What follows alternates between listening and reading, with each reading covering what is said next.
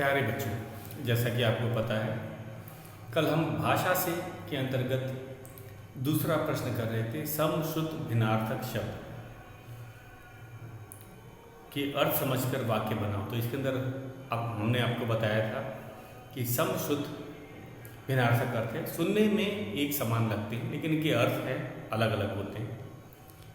तो कल हमने समान और सामान, पता और पत्ता का हमने आपको अर्थ बताया था, उसका वाक्यों में भी प्रयोग किया था। आज हम इसका जो तीसरा भाग है वो करेंगे। तो शुरुआत करते हैं भाषा से का दूसरा प्रश्न।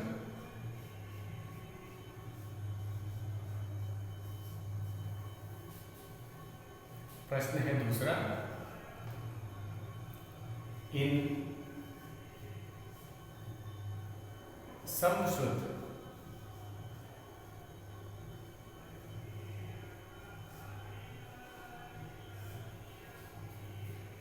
भिन्नार्थक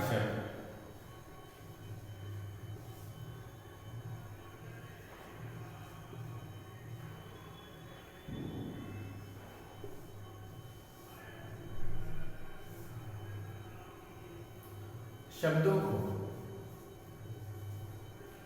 शब्दों के अर्थ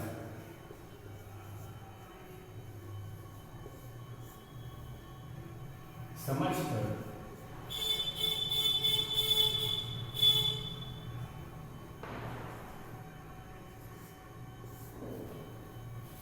वाक्य बनाओ।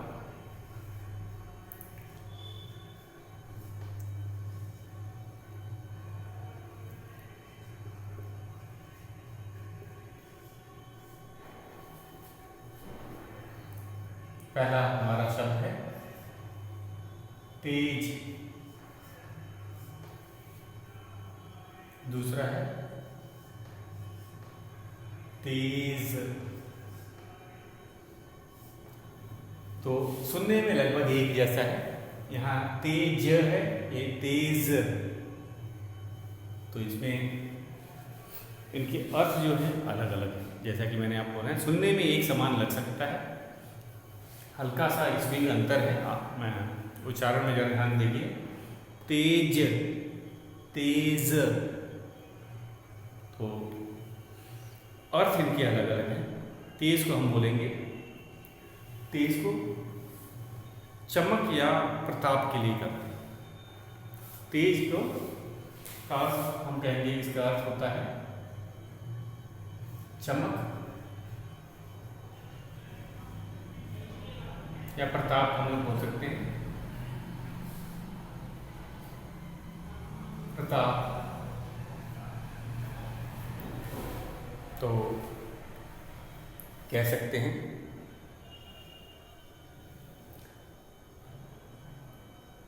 भगत सिंह के चेहरे पर,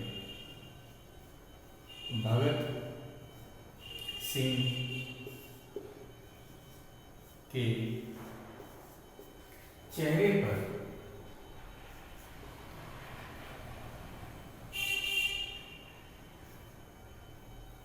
या आंखों में,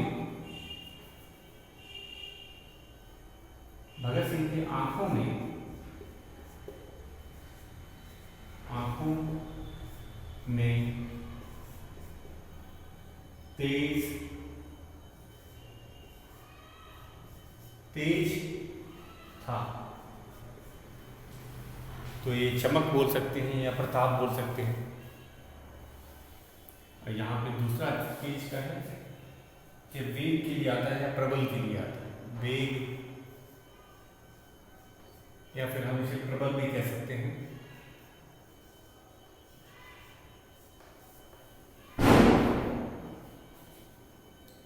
घोड़ा तेज दौड़ता है, घोड़ा तेज दौड़ता है।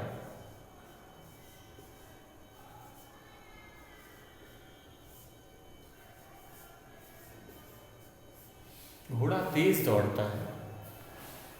तो ये था हमारा ये दूसरा प्रश्न, इसी के साथ हमारा दूसरा प्रश्न पूरा होता है।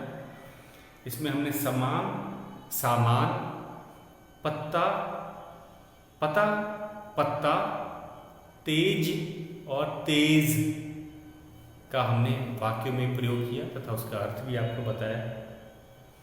अब हम भाषा से का तीसरा प्रश्न करेंगे आज।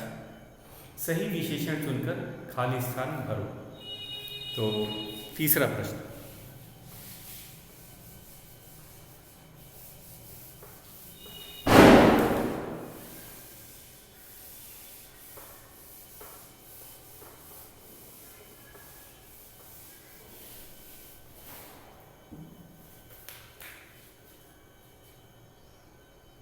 तीसरा प्रश्न है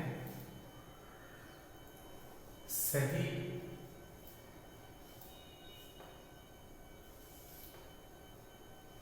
विशेषण चुनकर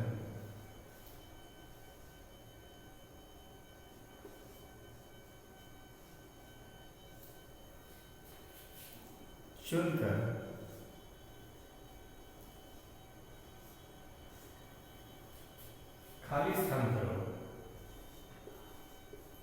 खाली स्थान भरो।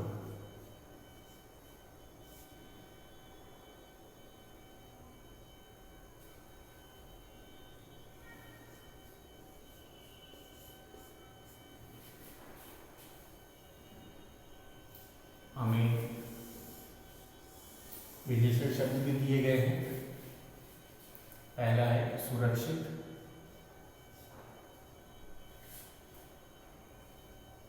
सुरक्षित। दूसरा है भयानक,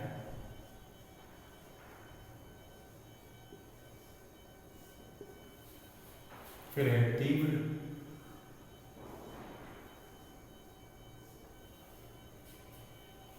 फिर है सहज,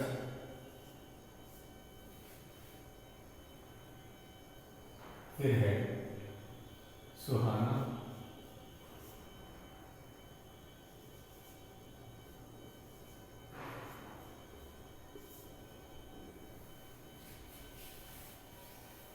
वाक्य कौन कौन से दिए हैं, वाक्यों को भी लिख लेते हैं।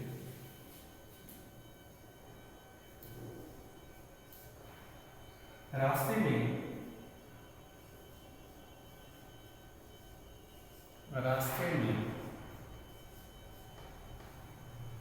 उसे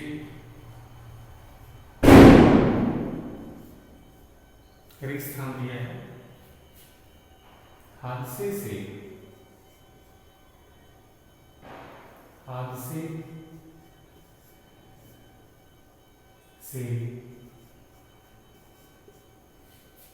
गुजरना पड़ा।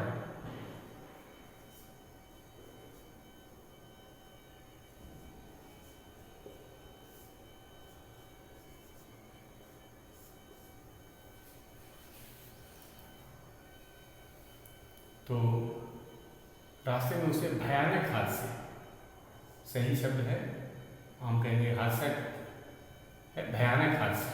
तो भयानक क्या है, विशेषण शब्द है, भयानक हादसे से गुजरना पड़ा।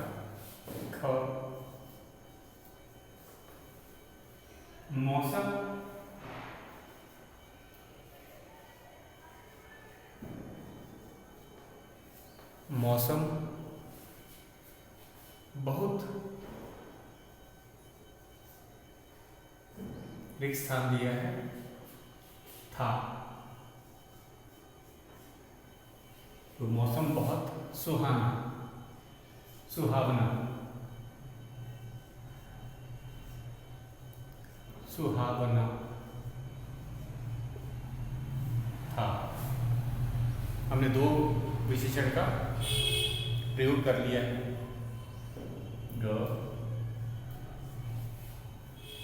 अचानक,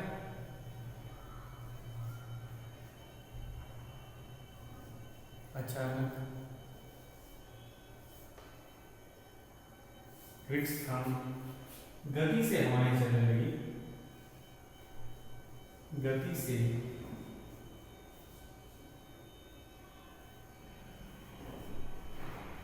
हवाएं चलने लगी।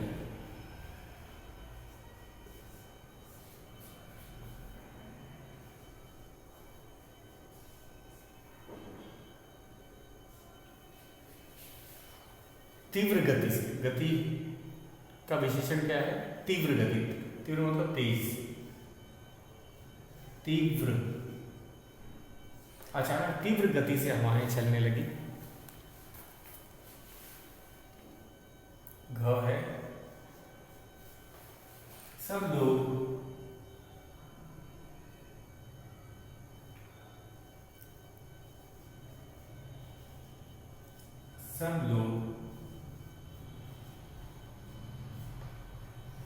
कोई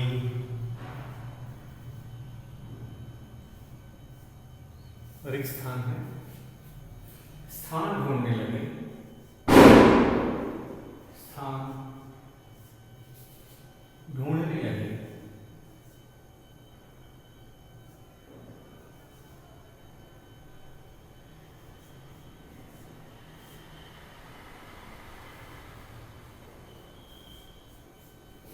सब लोग कोई रिक्त स्थान ढूंढने लगे। तो यहाँ पे रिक्त स्थान में हम लोग क्या करेंगे? सुरक्षित, सुरक्षित स्थान ढूंढने लगे।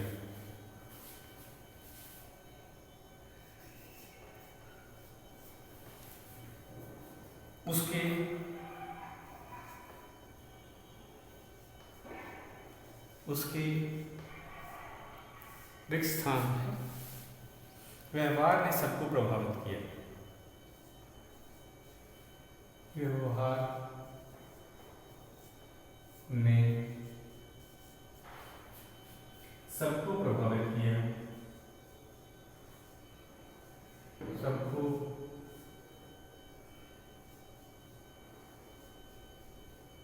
प्रभावित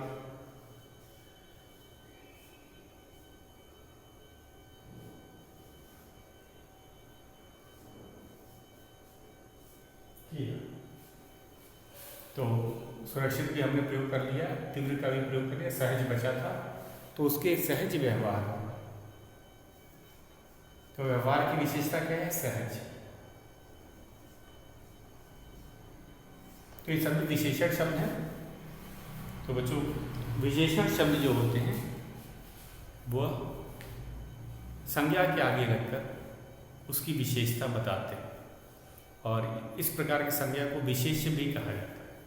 एक बार फिर से हम इसे देख लेते हैं। हमें ये 5 विशेषण दिए गए थे और हमें उसे सही वाक्य में सही जगह पे प्रयोग करना था। तो कौन कौन से विशेषण थे? सुरक्षित, भयानक, तीव्र, सहज और सुहावना। सुहावना, तो मैं एक बार इसको पढ़ देता हूँ। रास्ते में उसे भयानक हादसे से गुजरना पड़ा। मौसम बहुत सुहावना था। अचानक तीव्र गति से हवाएं चलने लगी। सब लोग कोई सुरक्षित स्थान ढूंढने लगे। उसके सहज व्यवहार ने सबको प्रभावित किया। तो ये था हमारा तीसरा प्रश्न। अब हम चलते हैं चौथे।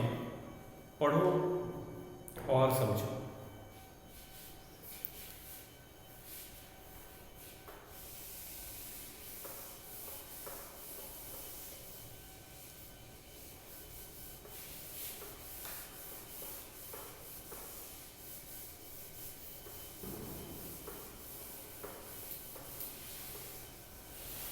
पढ़ो और समझो, जैसा कि आपको ये पता ही है,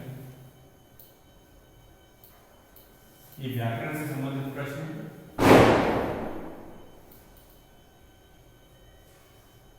पढ़ो और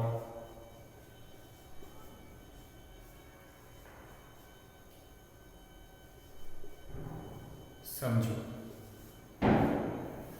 जरा इन शब्दों पे ध्यान दीजिएगा।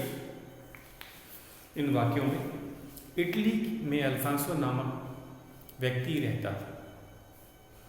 पत्ता तक नहीं हिल रहा है, आज ज़रूर बारिश होगी। तो इसमें रहता था ये जो क्रिया का रूप है, इससे हमें पता चलता है कि ये भविष्य में भूतकाल में घटी घटना है। रहता था, पत्ता तक नहीं हिल रहा है, मतलब अभी की बात की गई है, हिल रहा है। इसमें क्रिया का जो काल है वर्तमान काल है, अभी की बात है। आज ज़रूर बारिश होगी से हमें पता चलता है आगे आने वाले समय की बात की जा रही है, भविष्य काल की बात की जा रही है। तो ये जो काल है, क्रिया के होने का जो समय होता है वो काल का निर्धारण करता है। तो पहले वाक्य में हम कहेंगे ये भूतकाल का वाक्य था। कौन सा? इटली में अल्फांसो नामक व्यक्ति रहता था। तो रहता था, ये हमें क्रिया का काल क्या बताता है कि ये घटना बीत चुकी है। कब? बीते समय में इसे भूतकाल कहा जाए। कहेंगे इस वाक्य में क्रिया का काल भूतकाल है। पत्ता तक नहीं हिल रहा है, मतलब ये अभी की घटना है, वर्तमान काल है। इसमें क्रिया का काल क्या है? वर्तमान काल। इस समय आज ज़रूर बारिश होगी, तो इसमें क्रिया का काल जो है वो भविष्य काल है। ये घटना आगे आने वाले समय में होगी या हो सकती है। तो काम करने के या होने का समय काल कहलाता है। ये हमने आपको बताया था, काम के करने या होने का समय काल कहलाता है। और काल के 3 भेद होते हैं, हमने ये किया था व्याकरण में। तो इसमें भी यही बता रखा है कि भूतकाल, वर्तमान काल और भविष्य काल। तो इसका हम परिभाषा भी लिख ही देते हैं, जब हमने ये किया ही है। तो काल किसे कहते हैं? काल है काम के करने, काम के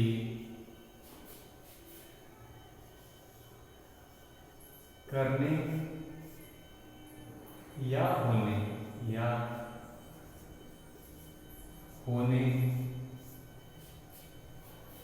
का समय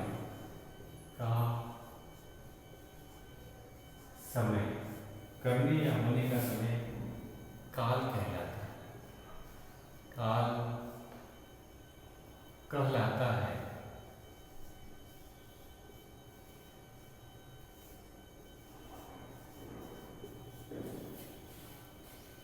काल के 3 भेद होते हैं। काल के 3 भेद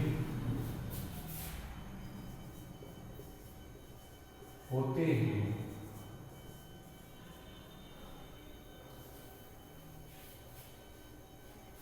भूतकाल,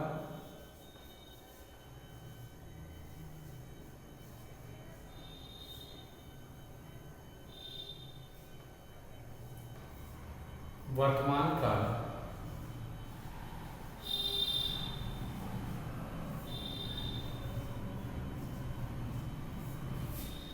पहला है भूतकाल, दूसरा है वर्तमान काल, तीसरा है भविष्य काल। भविष्य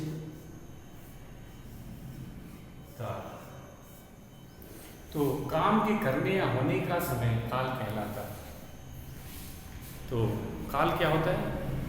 और हमें पता ही है, वाक्य में, किसी वाक्य में जो है क्रिया है, क्रिया से हमें काम के करने या होने का पता चलता है। और ये क्रिया न केवल काम के करने या होने का समय बताता है, बल्कि होने का समय भी बताता है। काम करने का तो बताता ही, किस समय हुआ है वही।